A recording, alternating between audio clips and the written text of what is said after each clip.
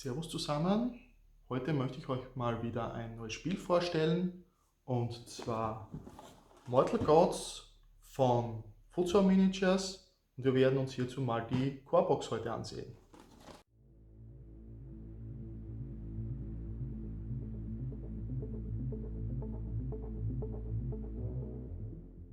Was ist Mortal Gods? Mortal Gods ist wie gesagt ein Spiel von Futsal Miniatures aus England und zwar, ich habe hier mal das Regelbuch, das in der Box dabei ist, rausgeholt. Das ist auch das einzige, was ich bisher gesehen habe von der Box. Und die werden wir uns jetzt dann in Folge gemeinsam ansehen. Und zwar auf dem Regelbuch steht Skirmish Games in Ancient Greek. Also es scheint etwas Historisches zu sein. Ich bin schon sehr gespannt darauf, was uns hier erwartet in dem Buch und auch in der Box selbst, da ich ein ziemlich großer Fan von der Antike bin und also antikes Griechenland, auch Rom und solche Sachen und bisher noch gar kein Spiel in diese Richtung irgendwie mir angesehen oder gespielt habe, bin ich schon sehr gespannt drauf. Was ich soweit aktuell mal weiß, es ist jetzt keine historische Simulation oder so etwas, Schlachtensimulation in der Hinsicht, sondern es ist unter dem Hintergrund entstanden, dass es Spaß machen soll. Und soweit ich das weiß, was man hier eben spielt, sind kleine Einsatzverbände, also irgendwelche Scout-Einheiten bzw. Spezialeinheiten, die abseits des regulären Schlachtverlaufs Erkundungsmissionen bzw. Spezialmissionen ausfechten. So könnte man sich das vorstellen, beziehungsweise so hätte ich das gesehen und verstanden. Deswegen auch ein Skirmish-Game und kein großes Schlachtensystem. Für alle, die hier jetzt neu auf dem Kanal sind und bisher noch kein Video gesehen haben, es geht bei mir auf dem Kanal komplett um das Thema Tabletop. Also wir sehen uns verschiedene Spielsysteme an, Reviews. Ich werde auch in Zukunft ein bisschen da ausbauen und habe da schon ein paar Sachen geplant, was ich zukünftig noch machen möchte, weil nur immer Spielsysteme ansehen und dann mit diesen nichts machen, ist auch nicht so das Wahre. Und da habe ich eben schon ein paar Sachen geplant, die in Zukunft dann kommen sollen. Und aktuell, neben eben so neuen Spielen wie hier Mortal Gods, liegt ein sehr großer Schwerpunkt bei mir eben auf Freebooters Fate und Infinity. Und daher, wenn dich das ganze Thema interessiert, bitte vergiss nicht, den Kanal zu abonnieren und ein Like auf diesem Video dazulassen. Das würde mir alles sehr viel weiterhelfen und dann sehen wir uns gleich wieder mit der Box. Und hier sind wir jetzt bei der Box. Wie gesagt, ich habe mir mal das Regelbuch rausgeholt. Das ist das einzige, was ich bisher gesehen habe. Ist ein kleines Regelheft, das uns mit allem Notwendigen versorgt. An Regeln, das wir benötigen, um das Spiel zu spielen, inklusive einer ganzen Reihe von Szenarien, die hier dabei sind. Und was uns diese Box hier dann auch bringt, ist eben neben den ganzen Regeln und ersten Figuren einen Grundstock an Figuren, um in das Spiel einzusteigen.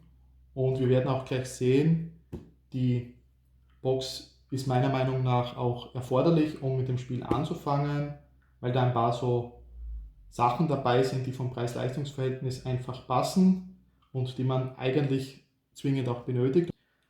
Was uns hier fehlt, sind noch Spezialregeln. Also das sind generische Einheiten, die uns in allen Fraktionen zur Verfügung stellen, beziehungsweise die man überall mitnehmen kann als Söldnereinheiten, beziehungsweise als normale Fußtruppen, soweit ich das verstanden habe. Und außerhalb von dieser Box gibt es dann eben noch einzelne Blister und noch sogar so Richtung Armeeboxen, die uns dann spezielle Regeln und auch Einheiten bringen, beziehungsweise Figuren mit speziellen Schilden oder Charaktermodelle für eine bestimmte Fraktion. Und da verfügbar ist unter anderem aktuell Sparta und Athen. Und es gibt, also die eine solche Starterbox haben. Und da könnt ihr mir auch gerne schreiben, ob ich mir eine von den beiden als nächstes dann auch ansehen soll, damit ihr auch mal seht, was hier in diesen Armeeboxen dann enthalten ist. Aber wir machen hier mal weiter. Und dann gibt es neben Sparta und Athen auch noch die Trakener, glaube ich, sind noch verfügbar und auch die Perser. Und hier habe ich noch etwas, das ich euch dann am Ende zeigen werde. Und ich habe mich dazu entschlossen, nicht unbedingt Sparta oder Athen spielen zu wollen oder zu müssen, vor allem weil es bei mir im Spieleclub schon Leute gibt, die diese beiden Fraktionen haben. Und daher hier dann zum Schluss noch eine kleine Information diesbezüglich. Aber jetzt öffnen wir mal die Box. Also sie ist recht prall und recht groß, wenn man sich das so anschaut. Und ist meiner Meinung nach auch vom Preis-Leistungs-Verhältnis her super und man sollte sich diese auf jeden Fall holen, wenn man in das Spiel einsteigen möchte. Diese Box kostet im Einzelhandel ungefähr 50 Euro und man hat hier eigentlich alles drinnen, was man braucht. Also wie gesagt, wenn man die Box öffnet, man findet dann als erstes eben das Regelbuch, das ich schon vorher gezeigt habe. Da sind schöne Bilder auch dabei von Einheiten, damit man sich das Ganze auch ein bisschen vorstellen kann. Und man hat eigentlich die kompletten Regeln, die man für das Spiel benötigt, hier schon in der Box. Dann kommt man hier mit 2 Referenzsheets, die man noch bekommt. Da war es so, bei mir waren jetzt 2 dabei, für jede, weil es eigentlich gedacht ist als eine Box für 2 Spieler, um zu starten. Ich weiß aber, dass früher anscheinend nur eines von diesen Sheets drinnen war und der zweite Spieler hatte das auf der Rückseite des Regelbuchs. Also auch hier ist das Ganze nochmal nicht abgebildet. Also genug, damit man für 2 Spieler eben etwas hat.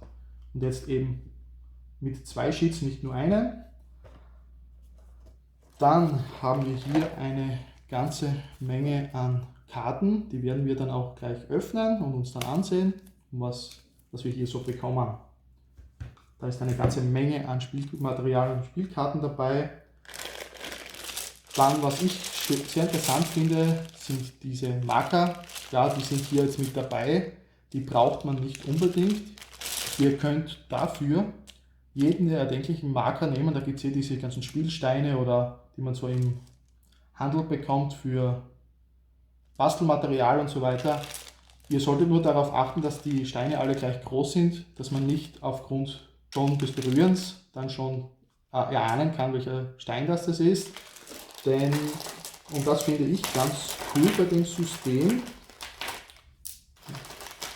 man hat hier oder man benötigt dann für das Spielsystem 3 verschiedenfarbige Steine und man hat dann eben die Unterscheidung in Charaktermodelle bzw. eben Anführer, dann normale Einheiten und dann, das sind noch spezielle Steine, die man ebenfalls verwendet, die dann etwas auslösen im Spiel und auslösen können.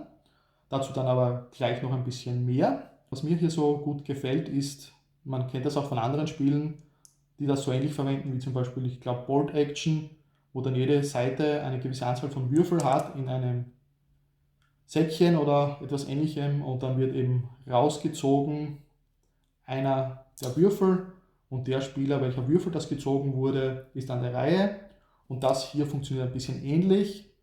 Also für jede Einheit, die man hat, also für jede normale Einheit und jeden Anführer, wird so ein Stein in eine Box oder wo auch immer reingegeben, wo kein Spieler reinsehen kann. Ich glaube, soweit ich das jetzt gesehen habe, bei den Anführern sind es sogar 3 Steine, die reingegeben werden. Und dann kommen noch 3 von andersfarbige Steine dazu. Hier beim Spiel offiziell, die dabei sind das dann die roten Spielsteine. Und man wird immer abwechselnd eine Einheit aktivieren. Also der erste Spieler, der anfängt, zieht einen der Spielsteine und der gibt dann eben an, was er damit machen kann.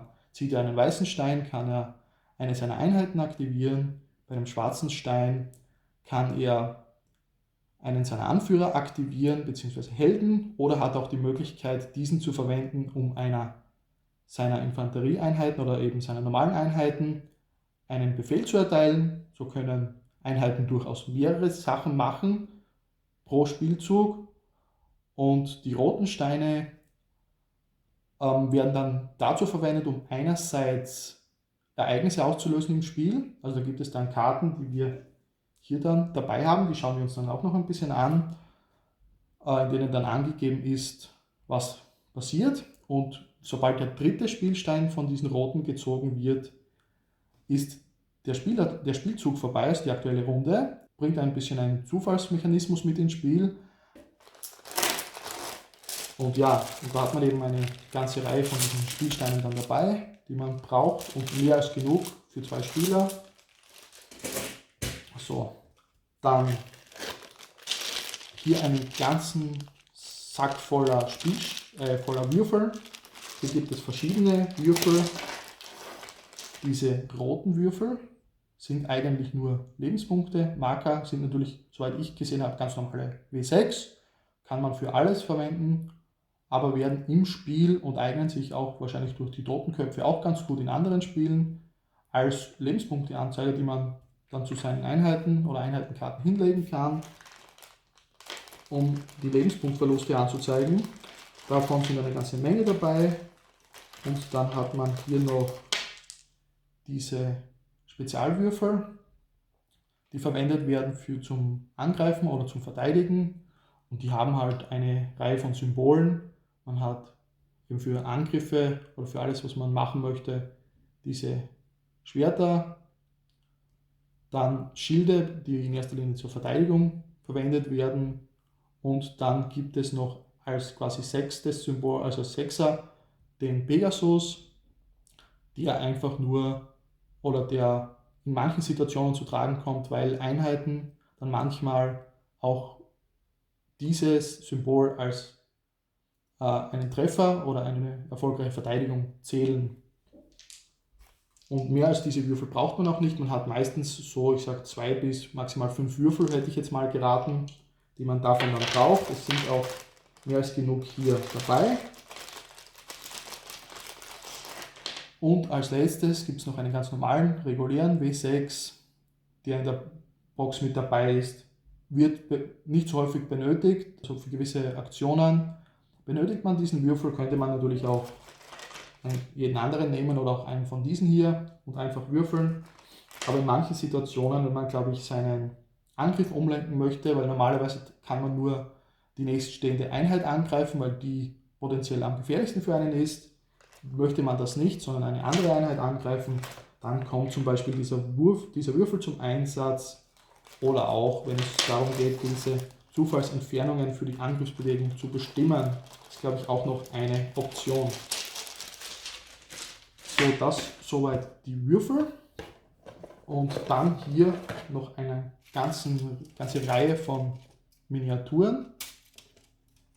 Wer es gesehen, also Plastikminiaturen, wer es vielleicht schon gesehen hat, hier auf der Schachtel, das sind Figuren von Victrix, die hier verwendet werden.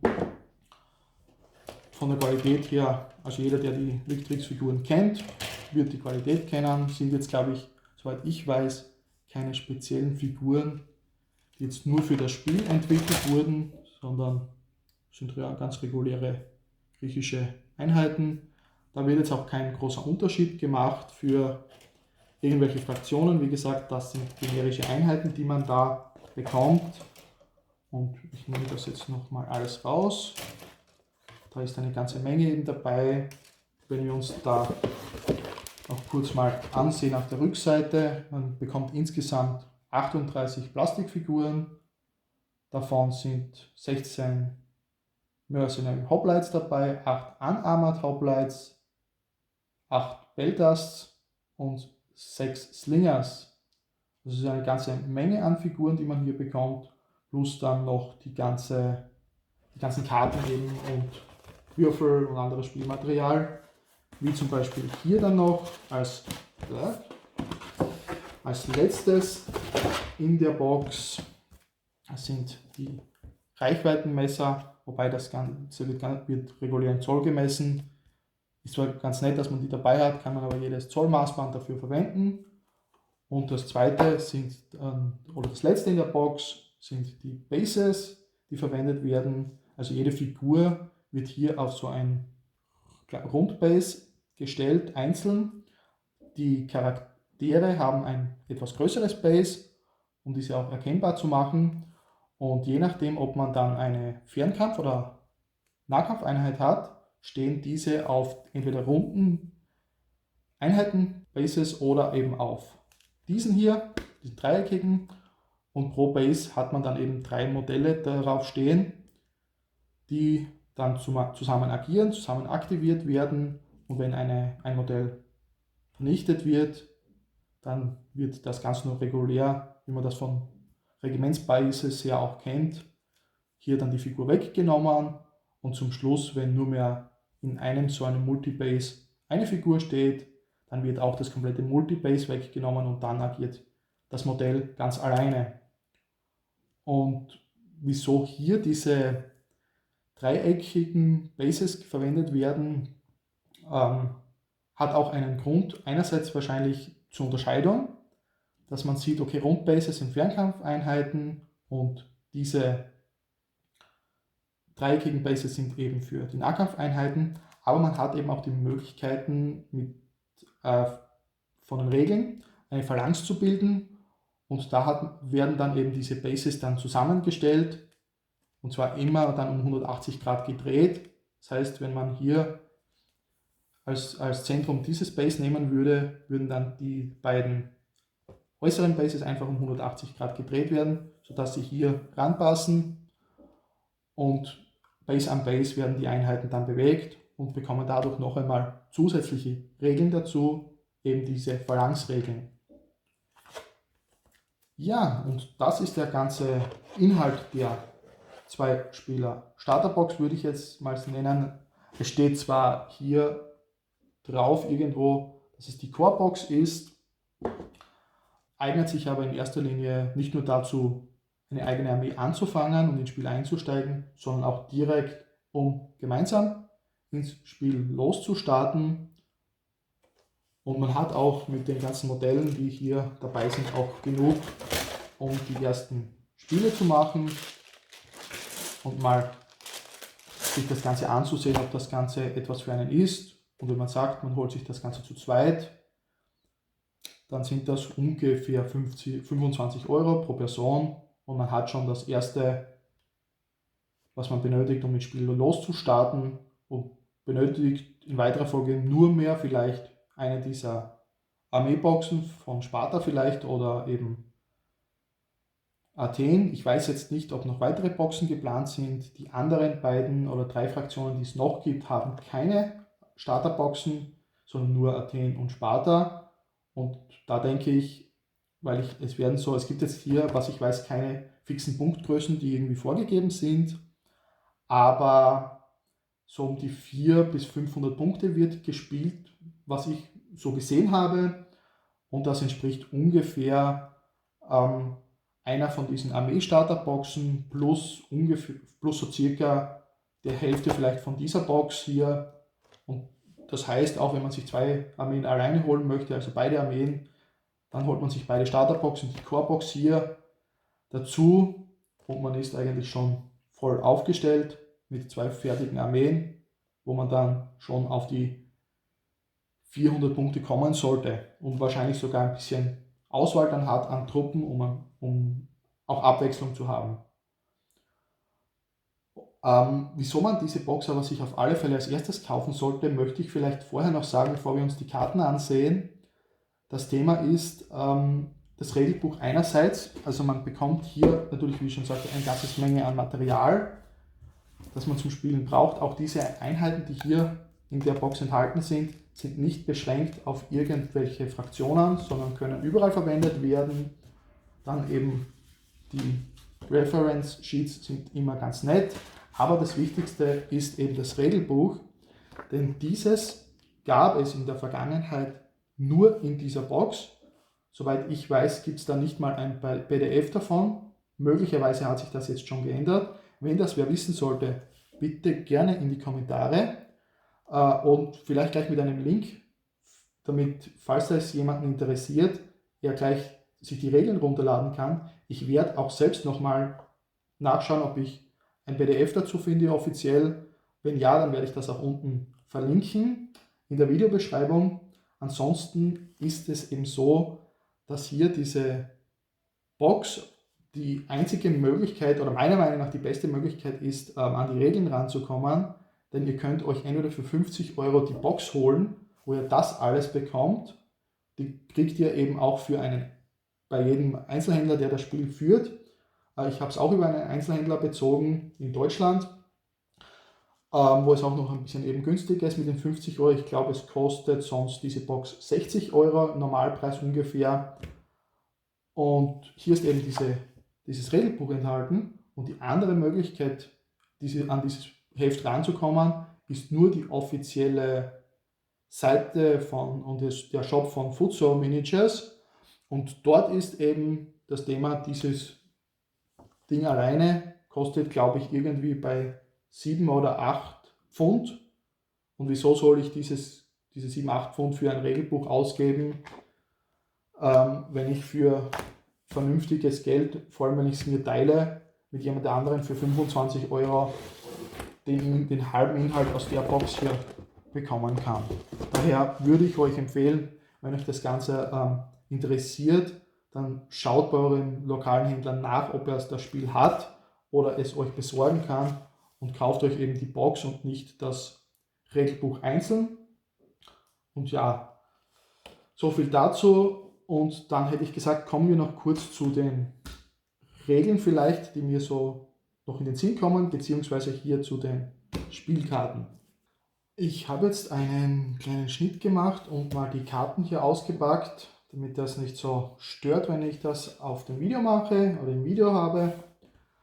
Und dann hätte ich gesagt, starten wir auch gleich damit und sehen wir uns die Karten mal an. Als erstes, ich nehme mal hier Karten vom größeren Stapel, beziehungsweise mal dieser ganze dicke Stapel hier, sind alles Unit-Karten. Also die verwendet ihr dann, um eure Einheiten, eure Armee aufzubauen. Hier ist alles dabei. Lokagos ist der reguläre Anführer, also ein Anführer, den ihr habt, dann Hopliten, also alle Einheiten sind hier dabei. Dann sehen wir uns gleich mal so eine Karte an.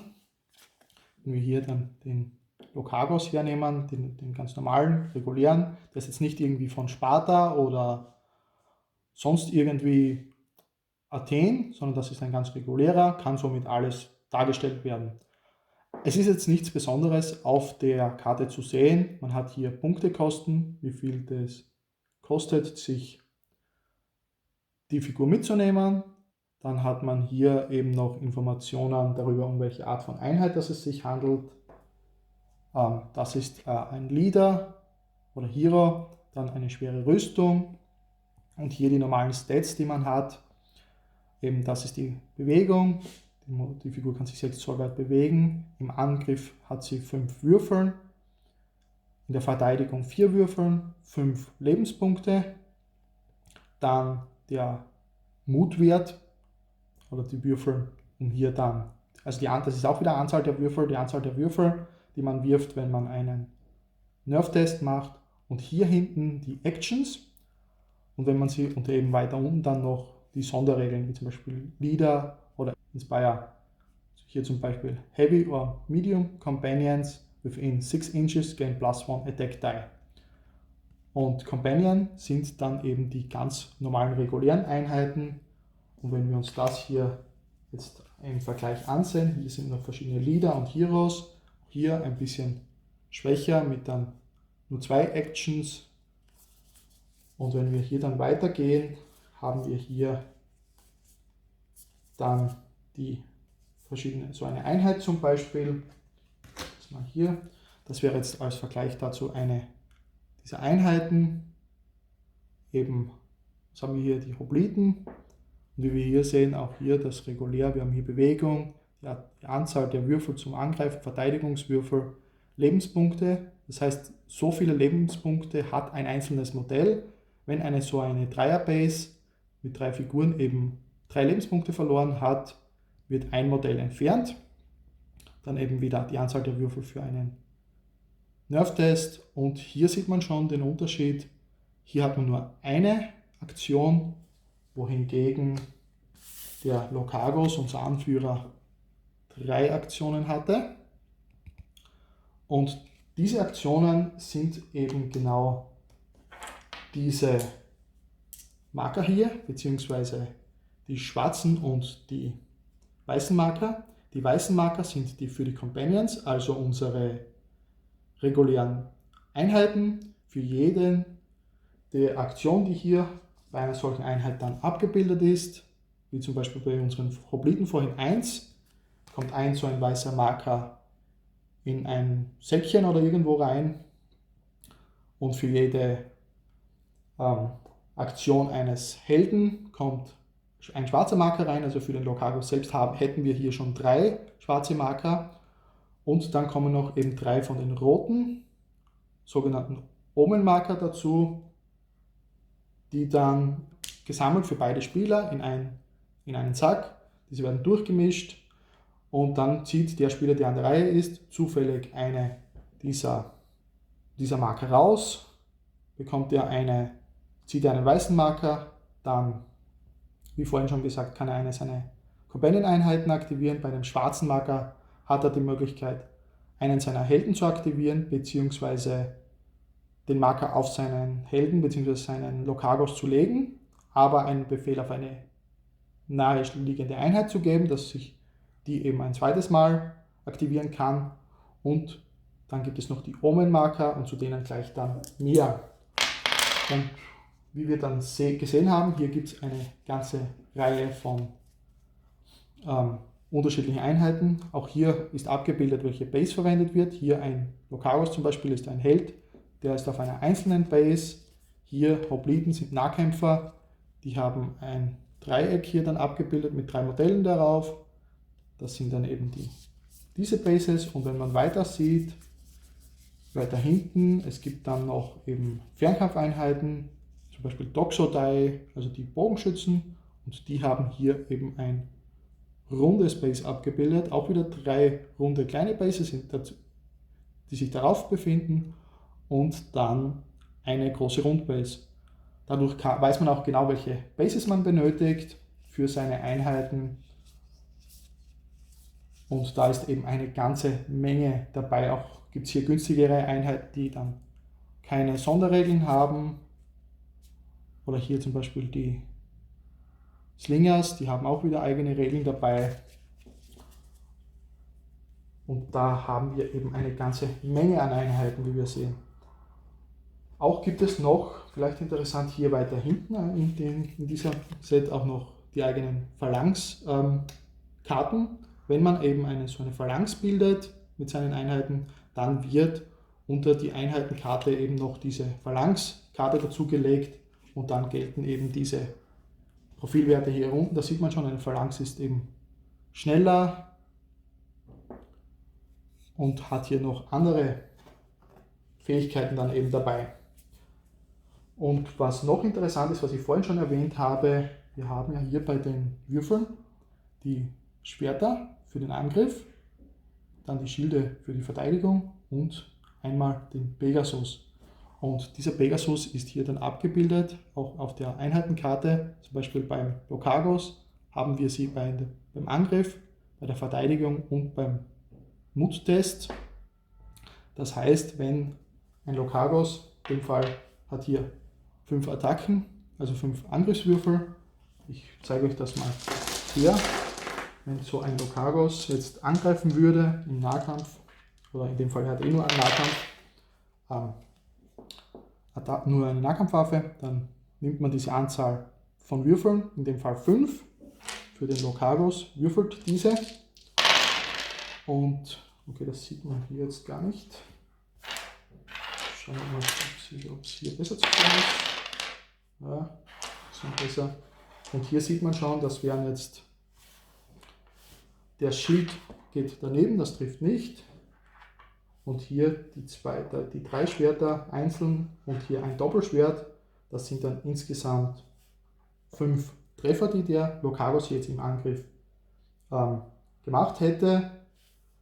Und würde jetzt auch der Pegasus geworfen worden sein statt des Schildes zum Beispiel, dann würde der Pegasus hier auch als Treffer zählen, weil dieser hier eben abgebildet ist. Und gleiches zur Verteidigung. wenn der Lokagus, sagen wir, angegriffen wird, dann hat er hier 4 Würfel zur Verteidigung und verwendet ebenfalls wieder den Pegasus, also er verteidigt. Okay, er hat hier kein einziges Schild geworfen, das heißt, er würde nichts verteidigen, hat aber einen Pegasus, das heißt, er hat einen Würfel verteidigt. Was bedeutet das jetzt? Gehen wir das mal an einem Beispiel von 2 Einheiten dann mal so einen Angriff durch. Sagen wir, man hat hier unseren Lokagus, das ist unserer, und der sagt jetzt einen Angriff an und attackiert diese Einheit Peripolai des Gegners. Dann haben wir hier unsere beiden Karten. Der Gegner sagt mit seiner Figur, also wir sagen unseren Angriff an mit unseren 5 Würfeln. Wir würfeln diese 5, schauen nach, okay, das war jetzt nicht so gut. Im Angriff, die Schilde zählen nicht und der Lokagus zählt eben das Schwert ganz normal als erfolgreichen Angriff und den Pegasus. Das heißt, er hätte 2 Mal getroffen. Und die Peripolai haben jetzt die Möglichkeit zu sagen, entweder sie haben noch nicht aktiviert, dann können sie aktiv verteidigen.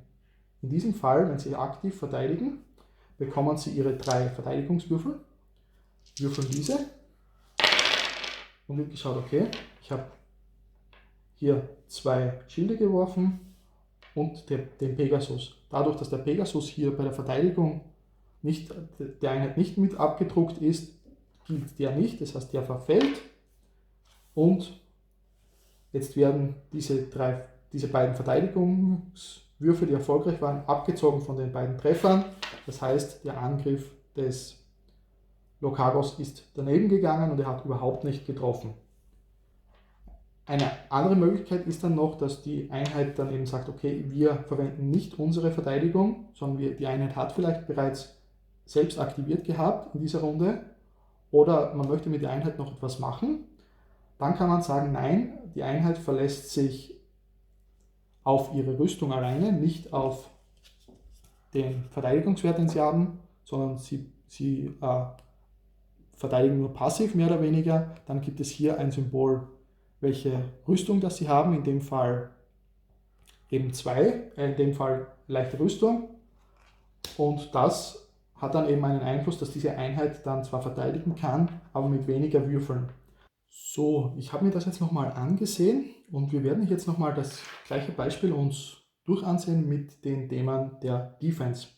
Und zwar, wir sagen wieder, wir haben hier unseren Lokagus, dieser greift hier an mit seinen 5 Würfeln, benötigt eben Schwerter zu treffen, das ist regulär ganz normal hier, das trifft für alle Regeln zu, das ist jetzt nichts Spezielles und er zählt eben auch den Pegasus. Dann wissen wir, er hat wieder gleich schlecht gewürfelt wie vorher, die 3 Schilde zählen beim Attackieren nicht, das Schwert und der Pegasus schon, das heißt er hat wieder 2 Mal getroffen und die Peripolai müssen vorher, bevor diese Attackenwürfel jetzt gewürfelt werden, ansagen, wollen sie sich verteidigen oder nicht. Ist diese Einheit bereits mal aktiviert worden in diesem Zug, dann kann sie sich nicht mehr aktiv verteidigen, sondern muss sich auf ihre Rüstung verlassen. Ansonsten hat sie die Wahl. Die Wahl bedeutet, bevor diese Würfel hier zum Angreifen gewürfelt werden, entscheidet der verteidigende Spieler, will er sich aktiv verteidigen oder vertraut er auf seine Rüstung. Wenn er sich aktiv verteidigt, also aktiv verteidigen ist die Grundvoraussetzung, für die ist nichts weiter notwendig, dann wird der Marker hier für die Einheit rausgenommen und auf die Einheitenmarke draufgelegt, auch im passiven Zug, weil sich die Einheit eben aktiv in dem Fall verteidigt hat. Somit ist dann bei den verbleibenden Markern ein Marker weniger zum Aktivieren bereit. Oder wenn die Einheit sagt, nein, wir möchten noch etwas, wenn der Spieler sagt, er möchte mit der Einheit in diesem Zug noch etwas machen, wenn möglich, kann er sagen, er verteidigt sich nur mit seiner Rüstung hier und bekommt dann die Möglichkeit oder muss dann einen Check machen mit 3 Würfeln. Und diese 3 Würfel müssen mindestens ein Schwert zeigen, dann ist das erfolgreich.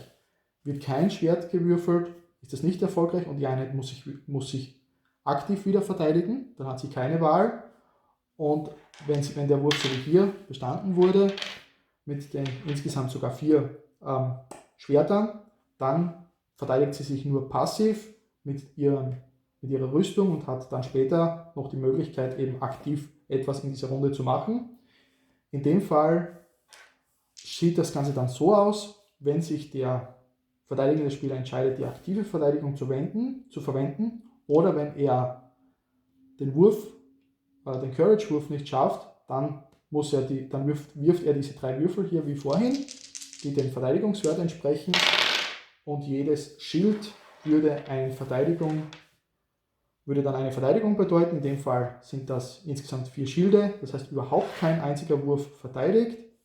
Und jetzt so viele Treffer, wie der Angreifer, in dem Fall unser Lokagos, gemacht hatte.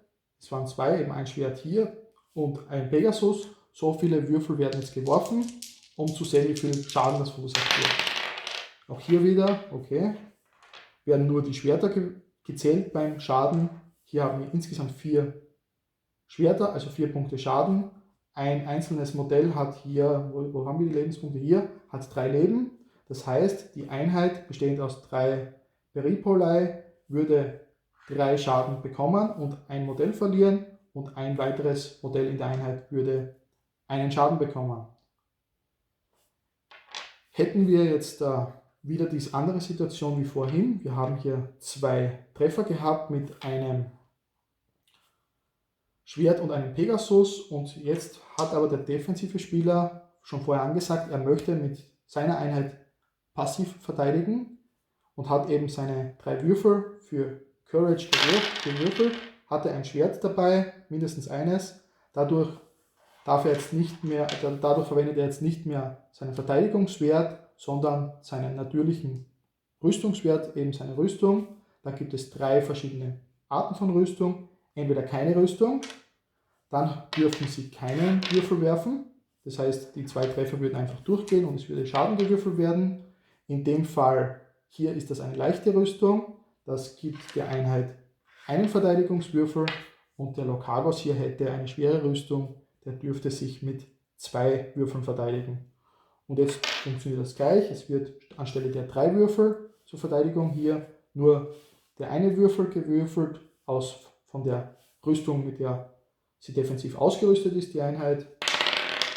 Auch hier wieder kein Schild dabei. Das bedeutet, der Angreifer, der Lokagos, würde wieder für den Schaden 2 Würfel bekommen, um den Schaden auszuwürfeln. Hätten wir hier in der Verteidigung jetzt aber einen Schild gewürfelt, dann würde dieser Schild ein Schwert beziehungsweise einen Treffer auscanceln, und es würde nur noch ein Treffer, also der Pegasus in dem Fall, übrig bleiben, und der Lokagos würfelt seinen Schaden damit aus. Hier hätte er jetzt ein Schild für den Schaden gewürfelt, bedeutet kein Schaden, also trotz dessen, dass wir zwar getroffen haben, hätte der Lokagos hier keinen Schaden bei der Einheit verursacht. Und das ist schon mal das Grundprinzip, wie das abläuft mit Angriff und Verteidigen. Man verwendet eben dafür nur diese speziellen Sonderwürfel. Die werden schon fast benötigt, man kann sich die auch selbst bauen. Irgendwie dann eben diese Würfel hier sind eigentlich nur zur Anzeige für die Lebenspunkte da, die dann eben hier raufgelegt werden. In unserem Fall hier, im ersten Beispiel, hätten wir ein Modell verloren also wir hätten 4 Lebenspunkte verloren bei der Einheit gehabt durch die vorige Attacke.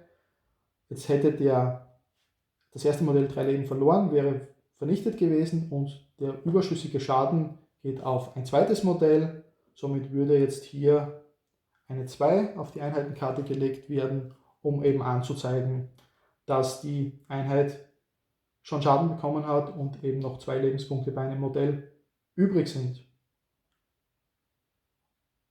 Und jetzt haben wir noch weitere Karten, die wir uns ja noch gar nicht angesehen haben. Also das war jetzt mal dieser Riesenpeil von Einheitenkarten plus der Phalanxkarten plus dann eben mal ein Beispiel, wie das mit den Attacken funktioniert.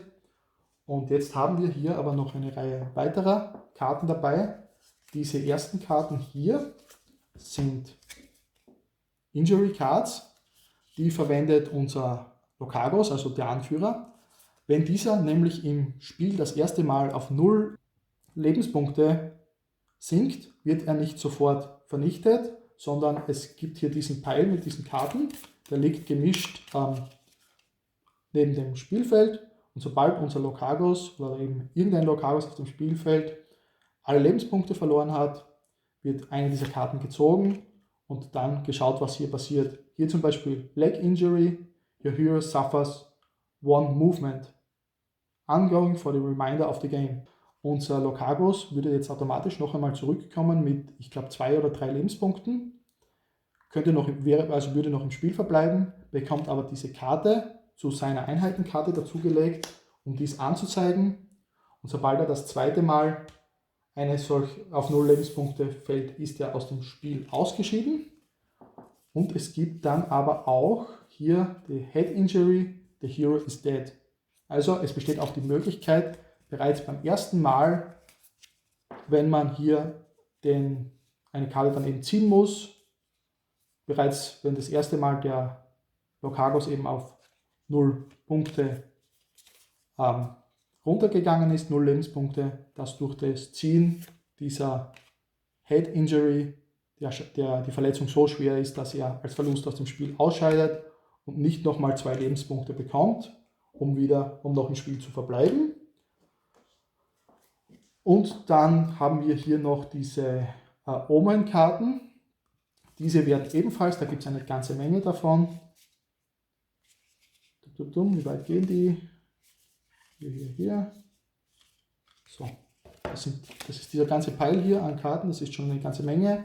Die werden eben auch gemischt und in einem Pile dann abgelegt, neben dem Spielfeld verdeckt.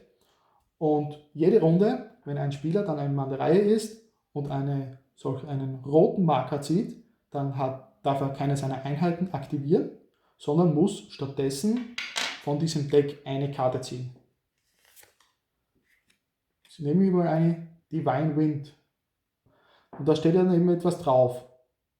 Remove 1 point of damage from your Locos every time you draw an Omen Marker. Lasts for the remainder of the game. Das ist zum Beispiel jetzt eine Karte, die dann für den Rest des Spieles ausgelegt bleibt. Und da steht Affects your Locos, das heißt, das betrifft mich. Mein Locos ist meine Armee, also die Armee wird Locos genannt. Und jetzt jedes Mal, wenn ich jetzt im Verlauf des restlichen Spiels einen roten Omen-Marker ziehe, heile ich eine Wunde bei einer meiner Modelle. Das könnte aber auch eben etwas anderes sein. Schauen wir uns noch etwas an. Reflections in the Water. All heroes from both Lokoi roll 1 less die. Affects all heroes. Hier steht aber nicht, dass das ongoing, oder steht da immer, das müsste man sich dann anschauen, ob das jetzt ongoing ist oder nicht. Aber in dem Fall wäre das jetzt eine Karte, die beide Spieler und in dem Fall ihre Helden anscheinend dann betrifft. Oder alle Helden betrifft. Affects all heroes auf beiden Seiten eben. Und das passiert jedes Mal, wenn man so einen roten Omen-Marker zieht, dann wird eine dieser Karten gezogen. Bis auf beim dritten Mal. Sobald in einer Runde der dritte Omen-Marker dann gezogen wird, wird hier keine Karte mehr gezogen. Stattdessen ist die Runde vorbei und es startet eine neue Spielrunde. Es kommen wieder alle Marker für die Einheit, die noch im Spiel sind, entsprechend der Einheitenkarten ins Säckchen oder wohin auch immer zurück. Und es startet die nächste Runde. Und das geht wieder so lange, bis dann eben wieder die 3 Omen-Marker alle gezogen sind. Und das bringt dann auch ein bisschen die Abwechslung ins Spiel rein, weil im schlimmsten Fall, wie ich vorhin schon sagte, was passieren kann, man zieht gleich bei den ersten 3 Mal ziehen alle 3 roten Marker und damit wäre die Runde vorbei, ohne dass irgendein Spieler etwas gemacht hat. Und was hier vielleicht noch interessant ist, wenn jetzt ein Spieler zum Beispiel im späteren Verlauf keine Helden mehr im Spiel hat und er würde dann aber so einen schwarzen Marker ziehen, dann kann er selbst natürlich keinen Helden mehr aktivieren. Dann würde dieser Marker zu seinem Kontrahenten gehen, der dürfte dann einen seiner Helden aktivieren mit diesem Marker und im Anschluss dann noch einmal selbst einen Marker in der normalen Reihenfolge ziehen. Also in dem Fall wäre dann der andere Spieler sogar zweimal hintereinander an der Reihe. Ja, und wie gesagt, da gibt es eine ganze Reihe von diesen Omen-Markern. Und jetzt noch zum Schluss, was nicht ganz so spannend mehr ist, sind hier dann noch diverse Ausrüstungskarten, die man dann eben auch hat.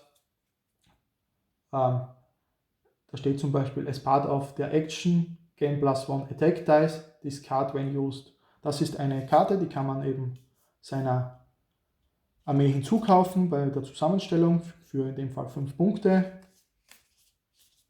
Es steht hier genau auch dann dabei, welche Einheit das verwenden kann. In dem Fall betrifft das eine unserer Companion-Einheiten, in dem Fall hier einen unserer Helden. Und dann wird diese Karte eben, wenn wir uns die ausgesucht haben, hier an die Karte gelegt unserer Einheit. Und sobald wir eben diese Karte verwenden möchten, wenn wir an der Reihe sind, weil wir diese Einheit aktivieren, sagen wir, okay, wir verwenden diese Karte. Hier steht dabei discard when used. Das heißt, wir verwenden die, geben die weg und sagen, as part of the action, gain 1 attack dice.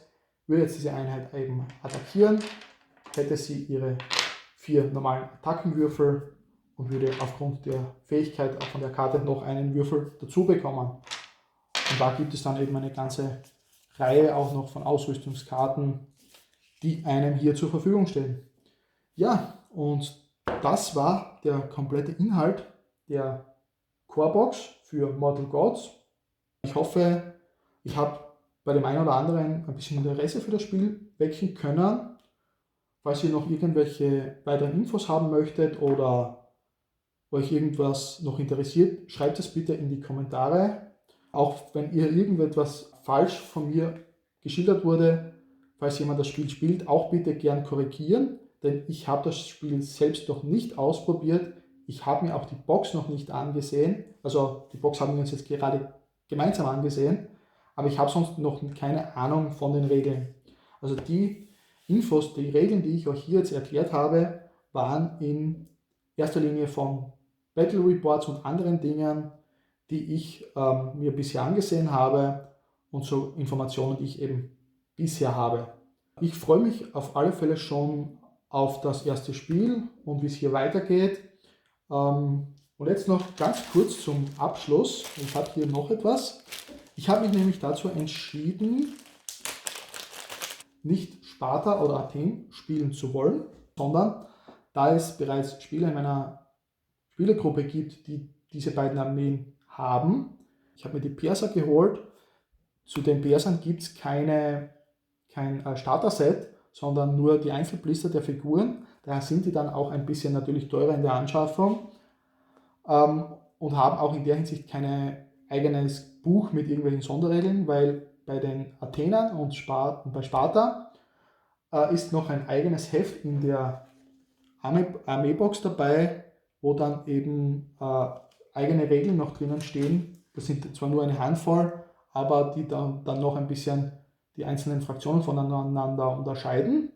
Und hier eben, was ich gemacht habe, ich habe mir schon ein paar Figuren auch dazu bestellt und dann eben die Spielkarten für die Perser. Da sind eben alle Spielkarten enthalten, die man also benötigt.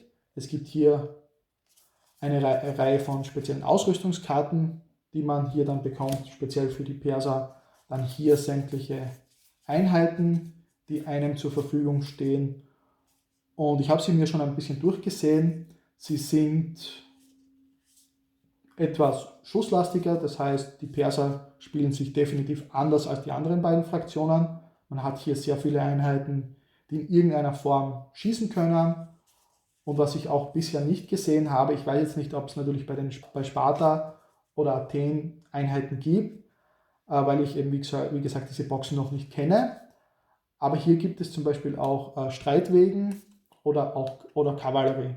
Auch das steht uns hier bei den Persern zur Verfügung. Und dadurch, dass hier recht viele Einheiten eben Fernkampfwaffen auch dabei haben, ist das eine Armee, die sich so wahrscheinlich spielt, würde ich jetzt mal vermuten, dass man sagt, okay, man bleibt in Bewegung, schießt den Gegner auf eher kurze bis mittlere Reichweite und greift dann den Rest im Nahkampf an. Und hier hat man noch natürlich gerade ein paar ägyptische Karten dabei, also Söldner oder beziehungsweise ägyptische Einheiten, die die Perser auch hatten. Ja, und das noch ein kurzer Ausblick auf das, was ich mir hier weiter aufbauen werde mit den Persern. Jetzt würde mich noch interessieren, was würde euch gefallen? Soll ich hier mal die Grundbox zusammenbauen, mir das anschauen, oder wollt ihr vielleicht eine der beiden Starterboxen für Athen oder für die Perser vielleicht sehen, dass ich dazu mal ein Unboxing mache und dann zusätzlich zu den Persern auch eine dieser Armeen oder die jeweilige Armee dann auch mit aufbaue und dann vielleicht weiters auch Battle Reports machen zu können. Also auch gern das alles in die Kommentare. Und dann sehen wir uns im nächsten Video. Ciao!